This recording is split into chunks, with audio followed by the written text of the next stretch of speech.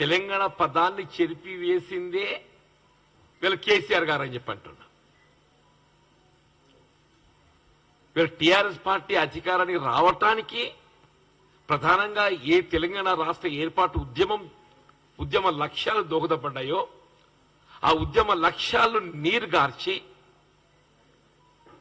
వీళ్ళు చివరికి ఏదైతుందో ఆ తెలంగాణ రాష్ట్ర సమితిని తెలంగాణ పదాన్ని తొలగింపు చేసి భారత రాష్ట్ర సమితిగా నువ్వు ఏనాడైతే రాజకీయ పార్టీ దాన్ని మార్పు చేయడం జరిగిందో ఆనాడే మీరు మీ అంతిమ యాత్రకు ఇవాళ మీరు ఆరంభం చేయడం జరిగిందని చెప్పక తప్పదని చెప్పంటున్నా. ఇప్పుడు అధికారంలో దశాబ్ద కాలం తెలంగాణ రాష్ట్ర ఏర్పాటు ఉద్యమ లక్ష్యాలను నెరవేర్చడానికి ఏదైతుందో ఏ విధమైనటువంటి ఒక కార్యక్రమాలు చర్యలు చేపట్టకూడదు. ఇంతవరకు మీ అవినీతి మీ కమిషనర్ భాగోతం తప్ప మీకు ఇంకోటి కనబడలేదని చెప్పంటున్నా. ఇలా వాస్తవాలు వెలికి రాబోతున్న తరుణంలో ఇలా ఏ విధంగా ఈ కాళేశ్వరం ప్రాజెక్టు న్యాయ విచారణను అడ్డుకోవాలని తలంపుతోని ఇలా పరోక్ష మిత్రపక్షమైనటువంటి ఒక భారతీయ జనతా పార్టీని రంగంలోకి దించి న్యాయ విచారణ కాదు మాకు సిబిఐ కావాలంటారా? నాకు ఆశ్చర్యం. నిజంగా మీ భారతీయ జనతా పార్టీ నాయకులు, జాతీయ పార్టీ నాయకులు, వాళ్ళు అనుభవం గల నాయకులు, న్యాయ విచారణ పెద్దదా సిబిఐ పెద్దదా? CBI is nothing but investigating agency of union government. ఏ విధంగా అయితే సిబిసిఐడి రాష్ట్ర స్థాయిలో విచారణ చేపట్టేటువంటి ఒక ఏజెన్సీగా మనం పరిగణిస్తామో సిబిఐ అనేది ఏదైతుందో కేంద్ర ప్రభుత్వ పరిధిలో విచారణ చేపట్టేటువంటి ఒక ఇన్వెస్టిగేటింగ్ ఏజెన్సీ. అంటే ఏంటి? అది కేంద్ర ప్రభుత్వ పరిధిలోనే పనిచేస్తుంది. అది it has got its own limitations.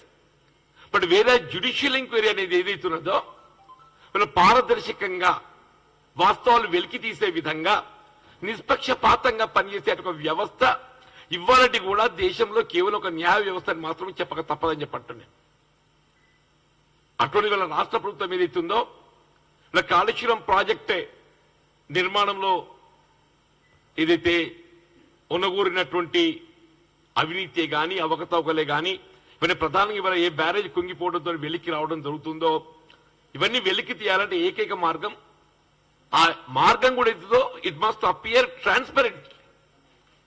That investigating is also must appear transparent. అది పారదర్శకంగా కనపడాలనే ఒక భావనతో ఏదైతుందో ఇవాళ జ్యుడిషియల్ ఎంక్వైరీకి చేపట్టాలని చెప్పి నిర్ణయించడం నేను నిజంగా హర్షం వ్యక్తం చేస్తాను చెప్పంటున్నాను. ఏ లోపభూయిష్టంగా ప్రాజెక్ట్ డిజైన్స్ రూపొందించడము, అంచనాలు రూపొందించడము, నిర్మాణ లోపాలే గాని ఇవన్నీ వెలికి రావాలి అని అంటే only judicial enquiry can unearth it. Judicial enquiry విచారణలో భాగంగా ఏదైతుందో if necessary they can seek the assistance of CBI also. అవసరమైనట్టయితే విచారణలో జ్యుడిషియల్ ఎంక్వైరీ ఏటువంటి ఒక ఇంజనీరింగ్ నిపుణుల యొక్క సహాయ సహకారాలు పొందొచ్చు. ఇప్పుడు జ్యుడిషియల్ ఎంక్వైరీ లోపల ఏదైతుందో వాస్తవాలు వెలికి రావడానికి ఇవాళ ఈ డిజైనింగ్ లోపాలు ఎట్లా బయటకు వస్తాయి? Unless we have some technical advisers మనం సహకారం పొందుతూనే అవి బయటకు వస్తాయి. అట్లాగే ఏదైతున్నదో ఈ కరప్షన్ కు సంబంధించి, అవినీతికి సంబంధించి అవసరమైతే సిబిఐ సహాయ సహకారాలను కూడా జ్యుడిషియల్ ఎంక్వైరీ పొందేట్టుగా అవకాశం ఉంటుంది. రాష్ట్ర ప్రభుత్వం ఏదైతుందో మీరు సిబిఐ యొక్క సహాయ సహకారం పొందకూడదని చెప్పి ఇక్కడ అంటలేదు. జ్యుడిషియల్ ఎంక్వైరీ కోరటంలో ఏ విధమైన ఆంక్షలు ప్రతిపాదిస్తలేదు. జ్యుడిషియల్ ఎంక్వైరీలో భాగంగా ఆ న్యాయ వ్యవస్థ, ఆ న్యాయాధికారి ఏదైతుందో ఆ విచారణకు తోడ్పడటానికి వారు ఎవరి సహాయాలు సలహాలైనా పొందేటువంటి అవకాశం ఆయనకు ఉంటుంది. It would be his discretion. ఆయన డిస్క్రిషన్ కు అనుగుణంగా ఆయన ఎవరి సలహాలు విచారణకు సంబంధించి సూచనలు పొందేందుకు అవకాశం వారికి ఉంటుంది. అది సాంకేతిక సలహాలకు సంబంధించి ఇంజనీరింగ్ నిపుణులకు సహాయ సహకారాలు పొందుతారు. రాష్ట్ర స్థాయిలో విచారణ చేపట్టడానికి కావాల్సినట్టయితే లోకల్ ఇన్వెస్టిగేటింగ్ ఏజెన్సీ సిబిసిఐడి సహకారం పొందుతారు. మీకు అంతర్రాష్ట్రంగా ఏదైనా అవసరం పడ్డట్టయితే they will take assistance of the CBI also. అది discretionary powers would be more. Discretionary powers would be more to the judicial inquiry. ఇంత నిష్పక్షపాతంగా విచారణ చేపట్టాలని చెప్పని వాళ్ళ రాష్ట్ర కాంగ్రెస్ ప్రభుత్వం ఇవాళ ముఖ్యమంత్రి రేవంత్ రెడ్డి గారు నిర్ణయం తీసుకుంటే దాన్ని ఏ విధంగా మరుగున పరచాలి, ఇవాళ ఏ విధంగా సిబిఐ ఎంక్వైరీతోని వీళ్ళ కవిత గారి మీద విచారణ ఇస్ అ పార్ట్, దాన్ని ఏ విధంగా మరుగున పరుస్తున్నారు అంటే ఏ విధంగా వీళ్ళ కేసీఆర్ ను పరిరక్షించాలనే ఒక భావన తప్ప వీళ్ళకి కనబడటం లేదని చెప్పంటున్నా. వీళ్ళ ప్రభుత్వం రాష్ట్ర ప్రభుత్వం ఏదైతుందో వీళ్ళ గౌరవ ముఖ్యమంత్రి గారే కానీ ఇరిగేషన్ శాఖ మంత్రి ఉత్తమ్ రెడ్డి గారే కానీ న్యాయ విచారణ చేపట్టడానికి నిర్ణయం తీసుకోవటం హర్షించదగ్గ విషయంగా పేర్కొంటామని చెప్పంట. ఇందులో వీళ్ళు మీరు ఈ డిజైనింగ్ లోపభూయిష్టమైన డిజైనింగ్ దీని బాధ్యులు ఎవరు, నిర్మాణాన్ని పర్యవేక్షించడానికి బాధ్యులు ఎవరు, నిర్వహణకు బాధ్యులు ఎవరు, వాళ్ళని కూడా ఇందులో పార్ట్ చేయాలి. ఇప్పుడు లాస్ట్ ఇయర్ ఏదైతుందో వరదల్లో మనకు అన్నారం పంప్ హౌసెస్ మునిగిపోయినాయి. టెక్నికల్లీ పంప్ హౌసెస్ అనేది మన వరద ప్రవాహానికంటే ఎత్తులో ఉండాలి. వరద ప్రవాహానికంటే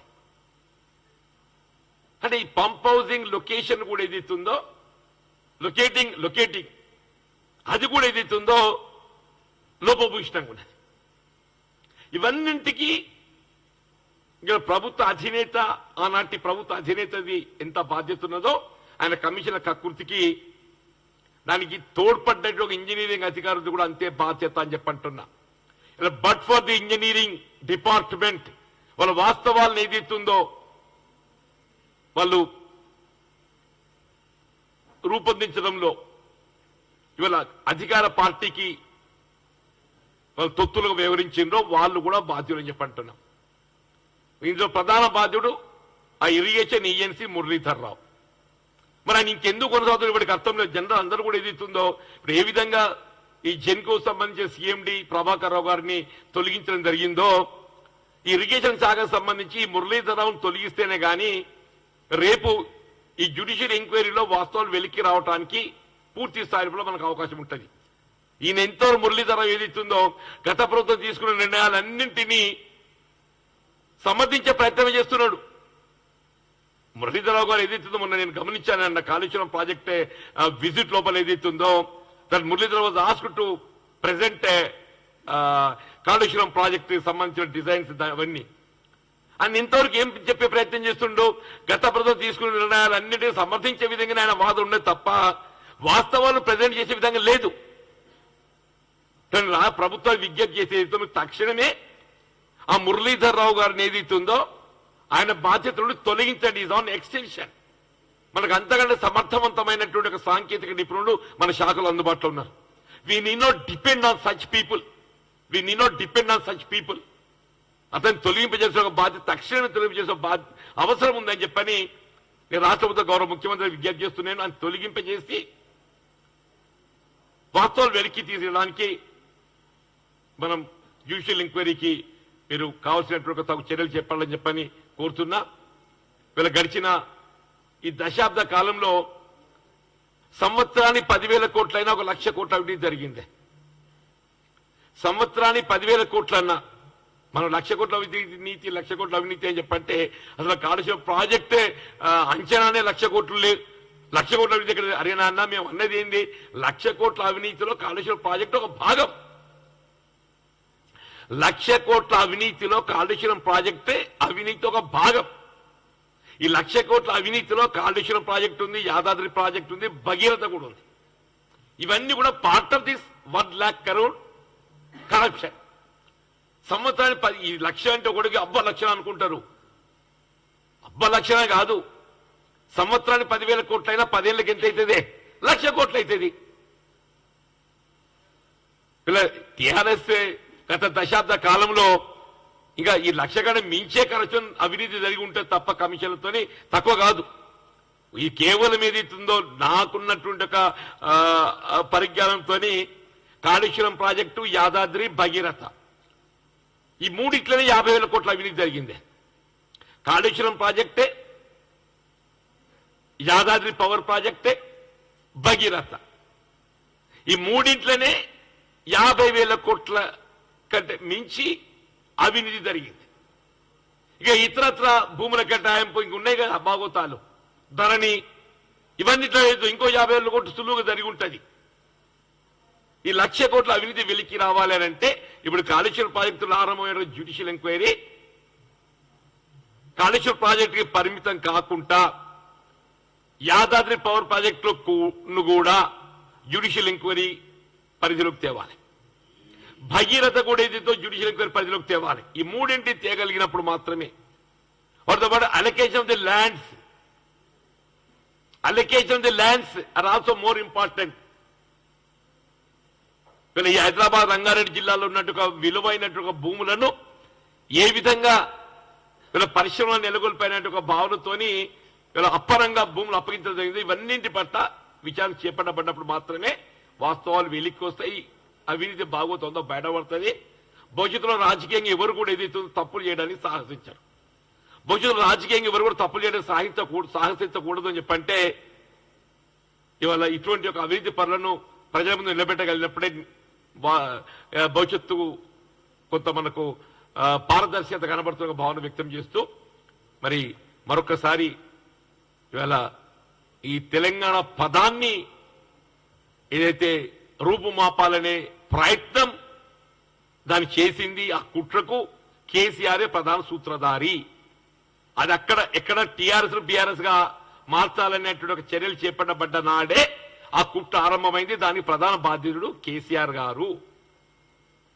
దాంతోపాటు ఈ కాళేశ్వరం ప్రాజెక్టు అవినీతి అవకతవకలకు సంబంధించి ఏదైతే న్యాయ విచారణ చేపించాలని చెప్పని ప్రభుత్వ నిర్ణయానికి రావడం పట్ల నేను హర్షం వ్యక్తం చేస్తున్నాను. Thank you.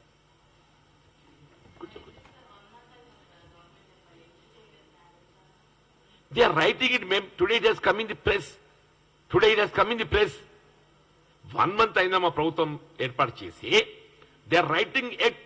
ఇవాళ మీరే గమనించింది కదమ్మా, మీరు కూడా అట్లాంటి ఎట్లా దే ఆర్ రైటింగ్. ఇవాళ ప్రెస్ వచ్చింది కదమ్మా, నిర్ణయానికి వచ్చిండ్రు, జ్యుడిషియల్ గారు కూడా నిర్ణయానికి వచ్చిండ్రు. They are writing. ఇవాళ హైకోర్టు జడ్జికి ఏదైతుందో రాస్తున్నారు, ఒక సిట్టింగ్ జడ్జిని ఏదైతుందో అలకెట్ చేయాలని చెప్పని దానికి సంబంధించినటువంటి ఒక టర్మ్స్ ఆఫ్ రెఫరెన్స్ మెన్షన్ చేయాలి. Terms of reference are more important. Terms of reference, ఆ టర్మ్స్ ఆఫ్ రెఫరెన్స్ నిర్ణయించాలి. ఇవన్నిటికి సంబంధించి మేకౌట్ చేయడం జరుగుతుంది. అందుకే నేనేమంటూ ఇవన్నీ మేకౌట్ చేయబోయే ముందు ఆ ఈఎన్సీని తొలగించాలి ముందుగాల. అది ఈఎన్సీ అక్కడ ఉన్నంతకాలం ఏది ఇస్తుందో ఇంతవరకు గత ప్రభుత్వ హాయంలో జరిగినటువంటి ఒక లోపాలను కప్పిపుచ్చే ప్రయత్నమే చేస్తాడు ఆయన. ఆయన పక్కన పెట్టి ఇవన్నీ నిర్ణయం చేయాలని చెప్పి ప్రభుత్వం విజ్ఞప్తి చేస్తున్నాను.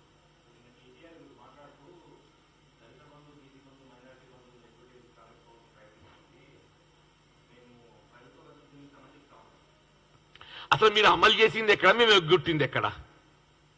నువ్వు అమలు చేస్తే కదా మేము ఎగ్గొట్టడానికి.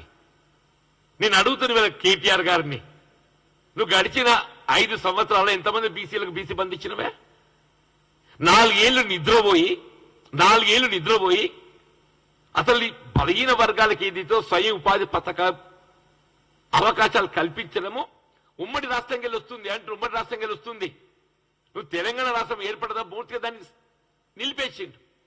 ఎన్నికల సంవత్సరం కాబట్టి చివరి సంవత్సరం ₹1,00,000 చొప్పున ఏదైతుందో నియోజకవర్గానికి 100-200 మందికి ఇచ్చింది అటు.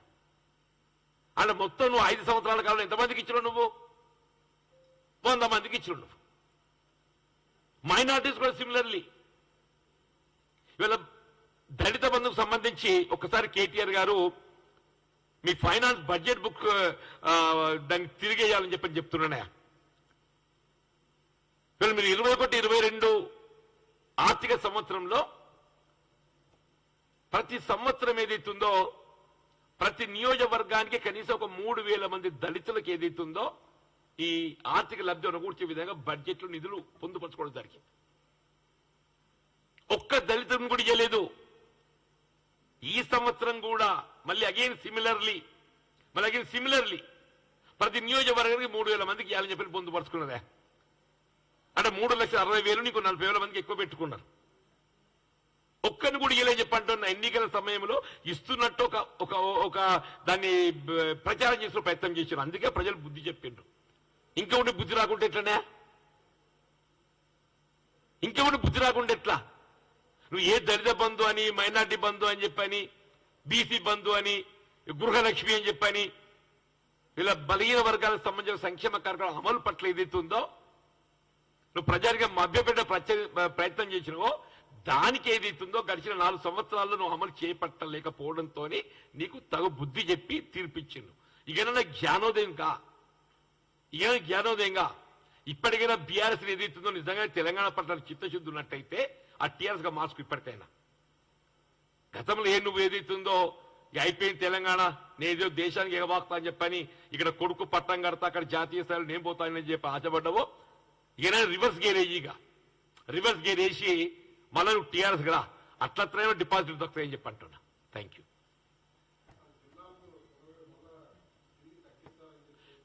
నో తగ్గించాలనే ఆలోచన ఎవరు ఎప్పుడు వ్యక్తం చేయలేదు. Number 1 no sir no. దయచేసి ఇవాళ జిల్లాల కూర్పులు ఏదైతుందో కొన్ని జిల్లాలలో ఇవాళ కొన్ని ప్రాంతాల కలయిక విడదీయటం అనేది అక్కడ సహేతుకంగా లేదు. వాటి సరిచేయాలని ఒక భావన, జిల్లాను తగ్గించాలి లేకుంటే ఏదైతుందో కుదించాలి అటువంటి ఒక భావన ఇక్కడ వ్యక్తం చేయబట్టం లేదు. కేవలం టీఆర్ఎస్ ఏదైతుందో ఒక విధమైనటువంటి అనుమానాలు రేకెత్తింప చేయటానికి ప్రయత్నం చేస్తుంది. అటువంటి ఒక భావన ఎవరు వ్యక్తం చేయలేదు. మీకు దయచేసి మేము అడుగుతున్నాను, ఎక్కడన్నా ముఖ్యమంత్రి గారు అన్నారా జిల్లాలు తగ్గిస్తా అని? ముఖ్యమంత్రి గారు ఏదైతుందో జిల్లాల కూర్పును సమీక్షిస్తా అన్నాడు అని ఉంటాడు. నేను పత్రికలు గమనించిన అది కూడా ఐ డోంట్ నో వెదర్ ఆయన అన్నరాని అని చెప్పని. మీరే రాస్తారు ఏదో ఒకటి రాసి ఏదైతుందో జిల్లాలు తగ్గిస్తున్నావాట కదా. ఊరి అన్నది లేదు పెట్టిన జిల్లాలు తగ్గిస్తున్నావాట కదా.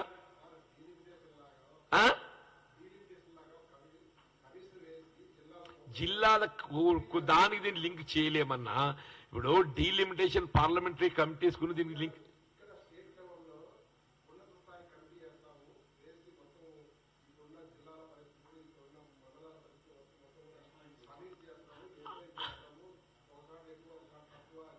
దట్స్ ఇప్పుడు ఏమైందనంటే కొన్ని ఏదైతుందో జిల్లాల అవసరం లేదని వాళ్ళు ఏదైతుందో మీకు కమిటీ పరిశీలించే అంశాలను ఇంకా పొందుపరచలేదు. నెంబర్ 1 కమిటీ పరిశీలించే అంశాలు పొందుపరచలేదు. నాకు తెలిసినంత వరకు ఏదైతుందో కొన్ని జిల్లాల కూర్పు లోపల ఈ ప్రాంతం ఇది ఇక్కడ ఉన్నట్టయితే కాంగ్రెస్ కు ఇది లబ్ధి అనకూడదు తీసి పక్క జిల్లాలు పెట్టాడు. అటువంటి సరిచేయడానికి వరకు ఇవన్నీ అన్నట్టు, అటువంటి సరిచేయడానికి అటువంటి ఇవన్నీ అటువంటి ఆలోచన ఉండి ఉంటే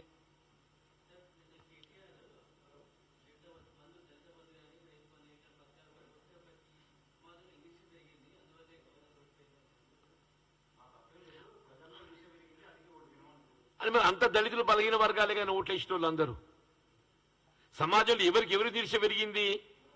దళితులకు ఈర్ష పెరిగిందా? బలహీన వర్గాలకు ఈర్ష పెరిగిందా? అల్పసంఖ్యాక వర్గం ఈర్ష పెరిగిందా? ఎందుకు పెరిగింది? నువ్వు ఏదైతుందో చెప్పింది అమలు చేయలేకపోయినావు కాబట్టి నీ పట్ల ఏదైతుందో విశ్వాసం కోల్పోయినావు. నువ్వు దళిత బంధాన్ని ఒక ఆశ రేకెత్తించినావు. ఆశ రేకెత్తించి అమలు చేయలేకపోవడంతో ఏదైతుందో నీ పట్ల విశ్వాసం లోపించింది. ఆ విశ్వాసం లోపించిన కారణము నువ్వు అతి ప్రచారం చేసినావు. నువ్వు అతి ప్రచారం చేసుకొని ఏదైతుందో నువ్వు తవ్వుకున్న నువ్వు విశ్వాసం కోల్పోయినావు అని చెప్పి అంటుండే.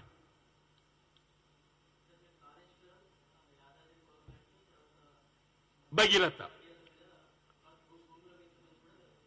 విచారణ చేపట్టాలని కూడా నేను కోరుతున్నా. How can it be vindictive politics? ఒక్కడే బాబు, నేను సాంకేతికంగా మిమ్మల్ని అడుగుతున్నా ఒకటి. Let KTR answer it.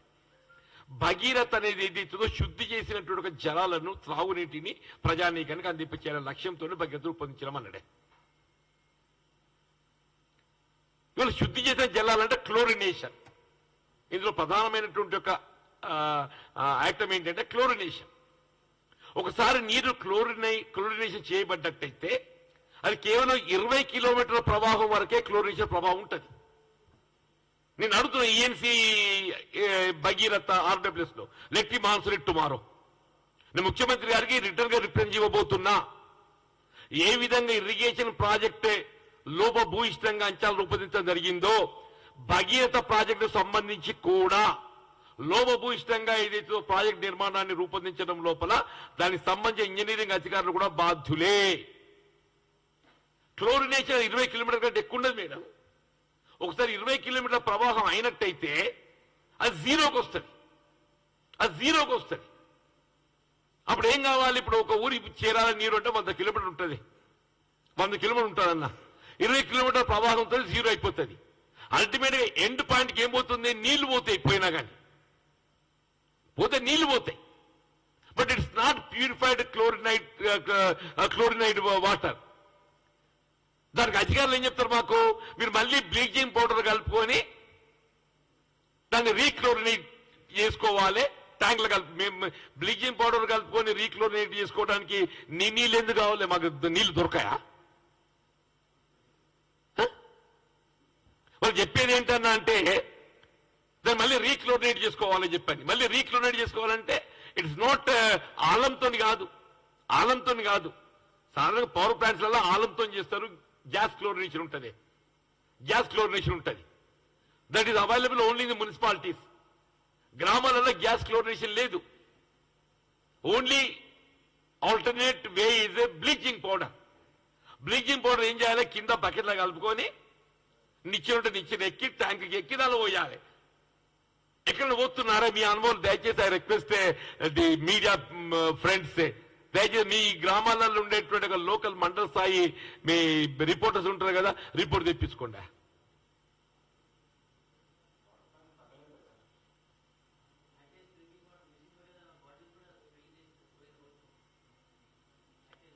మరి కానీ ఇంత పెద్ద లోపం భగీరథ చూపెడుతుంటే ఇది విండిక్టినెస్ అని మీరంటే ఎట్లనే? Let KTR answer for it. I'm saying ఇందులో తప్పగా ఏఎన్సీ ఆర్డబ్ల్యూఎస్ ఇరుకుతాడు. ఆడ మురళీధర పోతాడు లోపలికి. ఈడెవడునో ఏఎన్సీ ఆర్డబ్ల్యూఎస్ నాకు తెలియదు భగీరథకు. ఆ లోపలికి పోతాడు. అందరూ ఓరు బాధ్యులు పోతారు. మీరేం బాధపడకండి. మన మెరిట్ ఉన్నది బాగా. ఈ ముసలిని పట్టుకోవాలంటే గిట్లా ఉంటుంది అన్న. మన నెల ముసోడు అని చెప్పాను మీరు. అది కూడా అంటారు నాకు ఈడ వయసు కూడా అని చెప్పని. పొరపాటు చేసిన అంటున్నాను. Thank you.